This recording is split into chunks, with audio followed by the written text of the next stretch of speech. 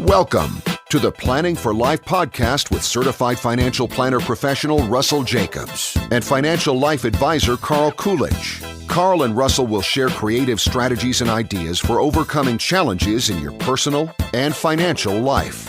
Inevitably, life happens, and we will empower you to reach your destination. Thanks for joining us. Now, on to the show. Hello and welcome to another Planning for Life podcast. Today, I am going to talk to Carl Coolidge about what you need to know, what you need to ask yourself, and the kind of things that you need to do to prepare yourself when you have a job that offers a 401k. You know, we hear a lot from people out in the marketplace that there aren't enough people providing basic education on starting and participating in a 401k. And Carl has a lot of experience with this, and so does his team. So I figured it'd be a great idea to pick his brain and find out more about what you should do when you have a job that has a 401k. So Carl, welcome to the show. Thanks, Matt. Glad to be here as always. All right, brother, let's talk. I mean, what is the first thing that people need to know? Well, I would say when you join a job, obviously or a new job, you're thrown a lot of information in a very short amount of time. A lot of it's typically focused on the health insurance side and getting your benefits in place, which, you know, rightfully so. That's what a lot of people want to look at. But I also think, obviously, the 401k, as you said, or the retirement plan is a very, very important piece. Because as you've heard me say on prior podcasts, time is the only thing you can't get back. So the sooner you can begin, obviously, the better it's going to be. And do you want me to go ahead and get into what questions I would kind of look for or ask initially? Absolutely. Okay.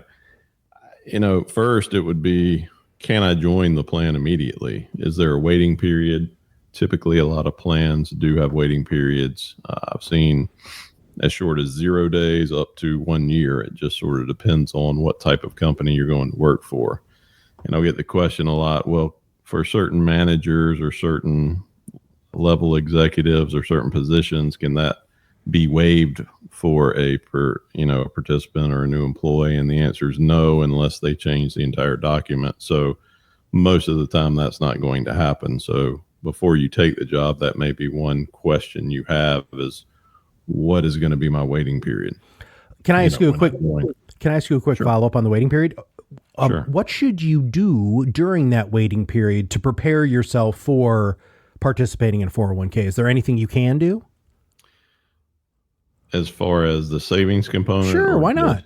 Yeah, I would probably look at getting used to pulling money out of your paycheck. A lot of times, if you have that 3 month, 6 month, a year wait, you could just begin deducting the money and putting it into your savings account. That way you get at least in the habit of having that deduction every month or every pay period. And so a lot of times that's what we'll recommend, because you want to get used to your paycheck being X dollars when you defer that money. So I think that would probably be my recommendation on that side. Yeah, that's fantastic. I sure wish somebody would have told me that, Carl. One of my last jobs, there was a 6 month waiting period. And I remember once I started contributing and we're going to talk about maxes and stuff like that, I know, in just a few minutes. But, when I started contributing, I was quite surprised. You mean how much it took from your check, or how big of an impact?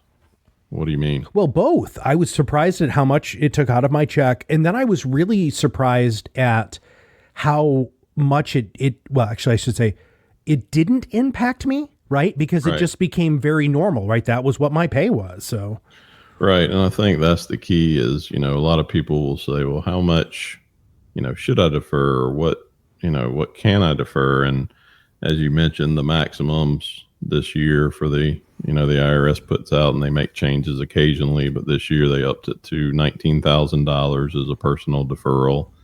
And you can go up to $25,000 if you're over age 50, because you get an additional $6,000 catch-up contribution. But I'll get that question a lot, how much should I defer? And I always say as much as you can, as early as you can. Well, hold on there, because you just put out some hard numbers, but a lot of people who are listening to the podcast might not be able to contribute, those maximum raw numbers. Rumor has it that, there are a lot of matching numbers that you should look at. Do you mind unpacking that a smidge? Because like I put in I think I was allowed to put 15% in, but I think my employee only matched up to like 6. Can you translate what I just said to our listeners? Yes. I mean, different companies have a lot of different matching structures, but typically, probably historically, the most consistent one you'll see is a 50 cents on the dollar up to 6%. So what that simply means translated is if you defer personally 6% of your check, income, whatever term you want to use, then your employer or the company will match you 3% because they're matching you 50 cents on each dollar or each percent up to 6%. So if you do the 6% plus their 3, you'll have 9% total going in. And so obviously that is where your minimum should start, in my opinion, because as we say, you're giving up free money. It's similar to if you and I, Matt, were sitting down and you gave me $10 and I gave you 15 back. And you'd say, well, why did you just give me 15 back? And I say, well, that's your matching contribution. Oh, okay. And most people aren't going to turn it down if you give them extra money. So that's the biggest thing. Once after you go through your waiting period is looking at that matching contribution to say, okay, am I taking full advantage of it? And if you are, then I would look to increase over that amount because, again, as you said, not a lot of people can hit those maximum limits, which is totally understandable. But if you can start the process and get in at a matching level and then increase it over time, that's where it really gets beneficial for you. Now, that number, those numbers that you talked about, 25,000 if you're over 50 and whatever 19 that you said Correct, if you're under 50, does that include the employer's contribution or does that just your contribution? No, that's just the employee deferral. That's the amount that you can take out of your paycheck on a pre-tax basis. And it also is the same for a Roth 401k contribution because those are, again, not a pre-tax contribution, but you still have the same limits, which was an evolution that happened a few years ago, is being able to have that Roth contribution. So again, I won't get into the details of if it's appropriate for your situation or not, but most of the 401ks that we see have the option to make a pre-tax contribution, which allows you to get a deduction today, and then your money grows tax deferred. And when you take it out, it's taxable after age 59 and a half, versus a Roth 401k where your money is not deductible today, goes into your account, grows tax deferred. And then when you take it out after age 59 and a half, you're able to distribute it tax free. So you've got typically both options these days with most plans. And I think, again, depending on your situation, you can choose which makes sense for you or even a combination of the two. Now, I just did some quick math, and please understand that math is not necessarily my huge forte, but let's say you were able to contribute 19,000. So you were at that level, your middle management, you're making good money. So if you matched up to 6%, right? And your 6% was that 19,000, that means that you're getting another $8,000 in that free money, right? That's that $15 off that $10 investment that you were talking about. That's $27,000 a year being able to be put into either your Roth or your regular 401k. Is my math right there? Yeah, absolutely. Now, it depends on your income because there are certain matching caps that you can't go over, which they change every year. But yes, you're right. Depending on the income level, then you're correct. You'd get that 6%. Well, you'd actually get 3%, remember, because you're putting in 6. Oh, that's right. You're getting 3% of whatever your gross income is at that point, assuming you're putting in as much as you can. So right. Yeah, it's a powerful tool, and that's what I think. You'll talk to people who've been invested for quite some time, and they'll say, I started with a little amount and now it's grown quite a bit because I just kept doing it over the years. Yeah. So I wanted to point out that that's a meaningful amount of money, right? Absolutely. I mean, that's especially if you're young and you are starting off, really, really taking advantage of it's pretty powerful. All right. What are some of the other questions they should ask? I would say, and I don't know if this is so much a question, but I would also make sure, because I see this be an issue quite often, is that you didn't name a beneficiary. And so some states require where you name your spouse or you have to get them to sign off. Most plans you can name whomever you want, but I'll get the question sometimes, they want to name children, which are not of age. And so that's typically not something you want to do because it's not as simple when you pass away. So most people name their spouses if they're married. And I just see quite a bit where either they didn't name a beneficiary because they said they'll deal with it later, or B, they have an old beneficiary and they haven't looked at it in a while. So that's not typically an issue, obviously, if you're a new hire, but you likely came from another job. So it's something you want to look at to make sure your beneficiaries are in order, because no one thinks about it until it becomes a problem. Yeah. Wow.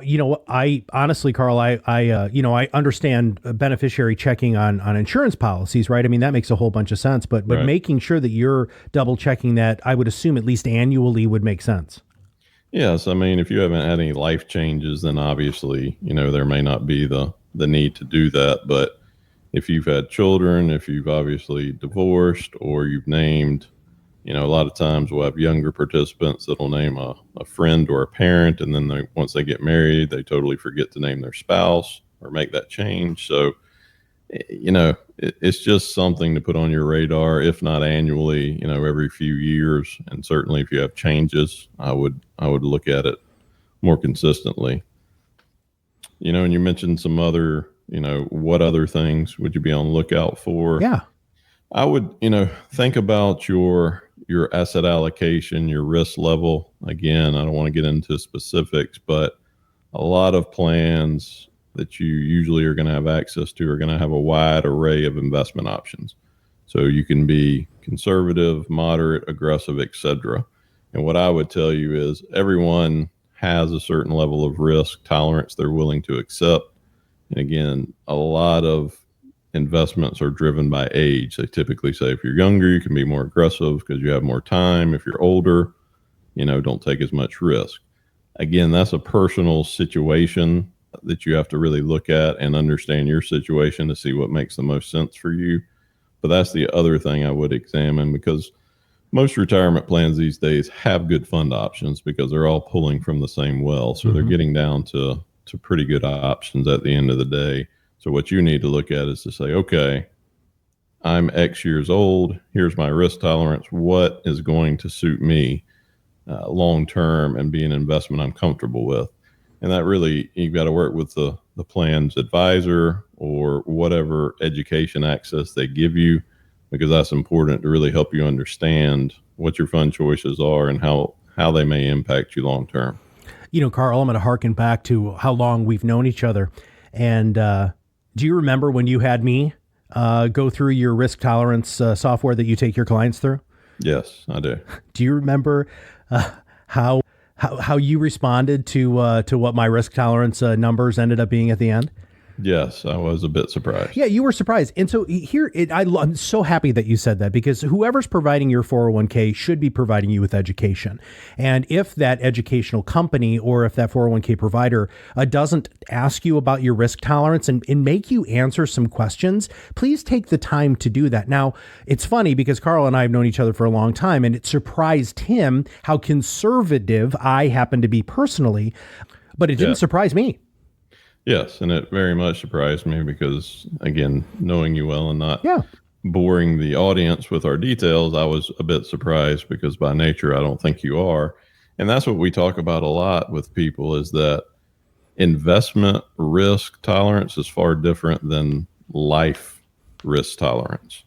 And what I mean by that is, and again, just a totally foreign example, you'll have someone who may invest in real estate quite a bit.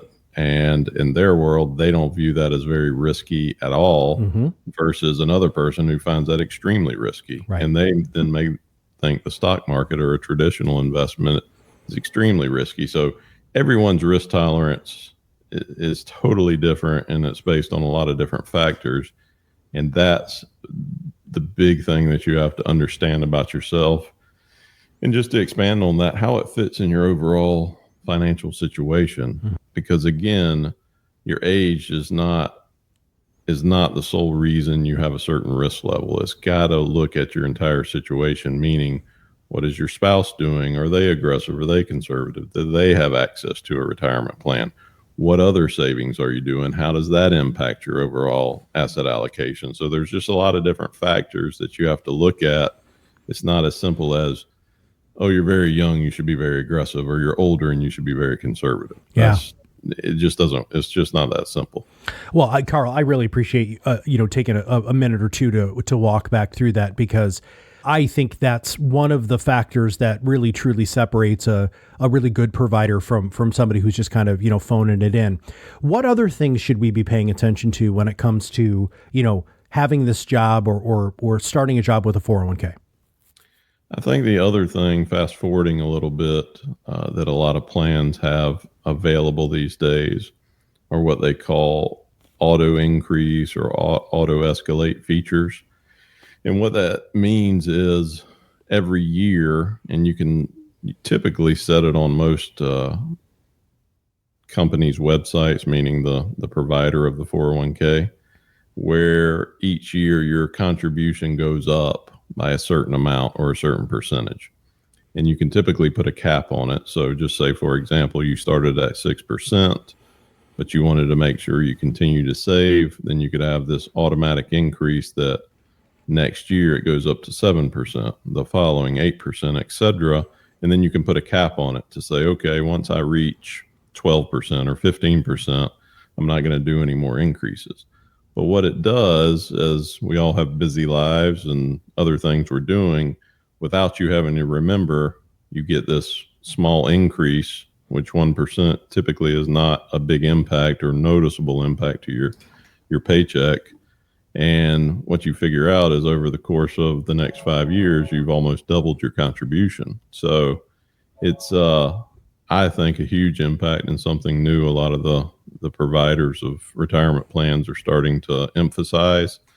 And it goes back to what you mentioned early in our conversation, which is you were surprised at what little impact it really has on your paycheck and then how much it can add up over time. And I think doing it in small increments like this is where you see long-term a huge impact, and short-term you can really handle it. Man, Carl, I really wish I would have known a lot more, about retirement plans and all of that sort of stuff when I became a professional, because just seeing the impact in I mean, not a short period of time, but in just my conscious investing life. Goodness gracious, man, if I would have started in my 20s, wow, that'd be crazy. Not to get on a soapbox, but that's where I really, think some curriculum or some thoughts need to really be put around in high school and college, regardless of your major, your intent, whatever you're going to do. There needs to be a simple finance based class where they're talking about, compound earning potential and basic allocation conversations and just things like that, because no matter what field you go into, you've got to know this. And again, we work with very, very smart people, and some of them this is very foreign to, because this was not their school or their study or what they, did throughout their education career. So, I just think that is something, to your point, because I get that comment more than that, gosh, I wish I would have known this in my 20s, or wish I would have even known it in my 30s, and this could be such a big difference. And I think if you lay that groundwork early in someone's education, then then they know it's just part of what they need to do once they get that job. Anything else that people should be considering when they're starting a job with a 401k? I think that covers it overall. Again, I would just reemphasize looking at it in your overall situation and how it impacts you. And again, everyone's hesitant, especially when you begin a new job, to let more of your paycheck go if you don't have to. And we all need every dollar we earn for a lot of different things. And I think if you can just have the discipline to do it from the start and continue to do it consistently, that's where you're going to benefit the most, because consistency from an investing standpoint and a lot of things in life is where you get the results. So we kin it to going to the gym. If you want your muscles to get bigger, do you go to the gym twice, Matt, like you do? No, you have to go for months and weeks and months, and then it turns into a habit over time. It's the same with investing, is that you've got to consistently do it. You can't do it for 2 months or a year and expect you're going to have phenomenal amounts of money or returns. You've got to stick with it long term. So I guess that would be my message too, is that once you start it, continue to do it. Yeah. Because it's going to have a great impact over you the long term. Well, dude, this was fantastic. I can't thank you enough. So many wonderful points. Begin as quickly as you possibly can. Make sure that you know what the matches are. Make sure you know what your risk tolerance is. If you can't start the 401k right away, begin your savings process so that it does become that discipline and habit. And it's so much fun. Now, I'm going to nerd out for a minute, but it's so much fun to watch it, grow.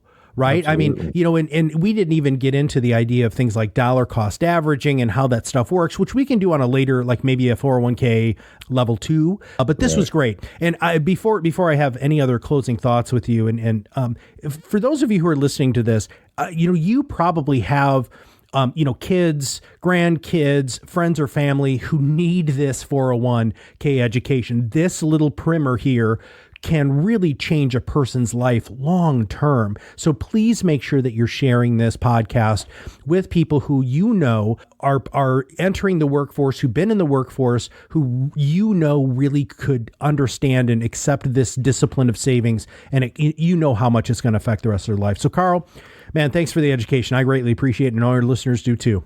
No, absolutely. Enjoy it, and always good to get the message out.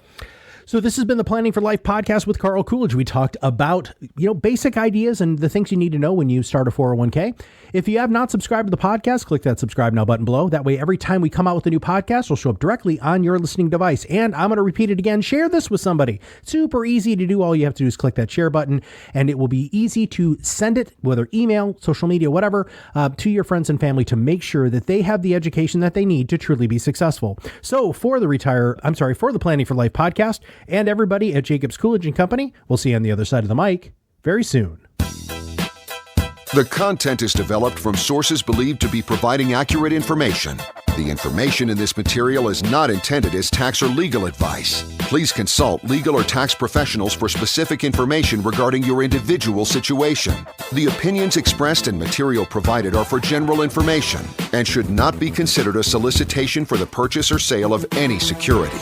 Russell C. Jacobs III, Carl B. Coolidge, James Jacobs, and William Schwartz are registered representatives of and offer securities, investment advisory, and financial planning services through MML Investor Services, LLC, member SIPC, Supervisory Office, Jacksonville, Florida. Jacobs Coolidge and Company, LLC is not a subsidiary or affiliate of MML Investor Services, LLC, or its affiliated companies.